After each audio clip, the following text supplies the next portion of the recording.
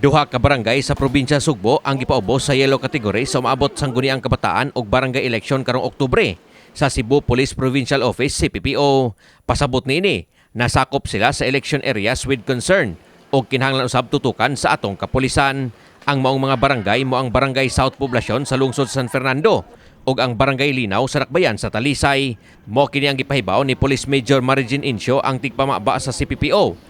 Atol siyang pag-guest sa Open Line News Media Forum sa My TV Cebu kaganiha. Pagpasabot ni Incio nga ang mga panghitabo kaniadto sa maong mga lungsod nga nanghinangat ang piniliay mo'y usa sa hinungdan nga gibutang kining maong mga barangay sa yellow category. Nasayran nga sa South Poblacion lungsod sa San Fernando, adunay nahitabong insidente sa usa ka konsehal nga gipusil patay niadtong tuig 2019.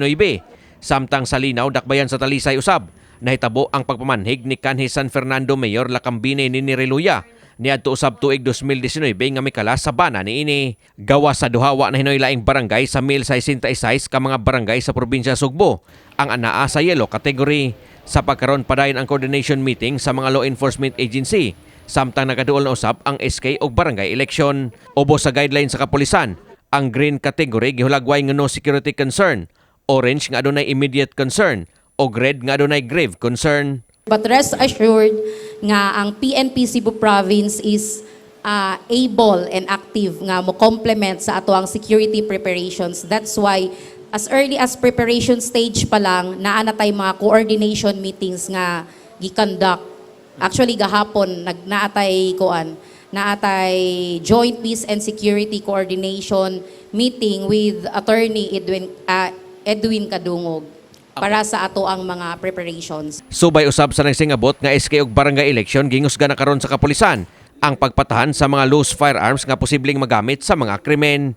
Naglakip na niini ang mga rehistradong armas nga wala na marinyo pagbalik sumala ni Incio. Lakip sa mga armas nga ila karong gimonitor mo ang mga armas nga posibleng iya sa mga incumbent nga mga barangay officials aron pagpasayon sa pagrenew niya niining maong mga armas. Usa ka karaban ang ipahigayon sa CPPO sa Dakbayan sa Naga sa umabot Hulyo 19 og sa 20. Sa maong kalihukan mahimong makalukat og license to own and possess firearms kon LTOP og makarinyo usab niini nga dili na mo bisita sa mga buhatan sa kapulisan.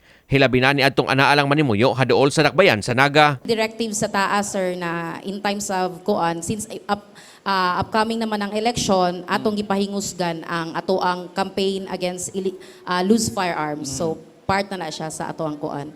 But then, ato jud nang ikuan ang Oplan Katok, atong i-practice ang Oplan Katok to be fair pod sa ato ang mga firearm holders. Sa pagkakaroon wala hinoy presensya sa mga armadong grupo nga monitor ang atong kapulisan sa probinsya sa Sugbo. Kini si Greggy Magdadaro alang sa My TV Cebu.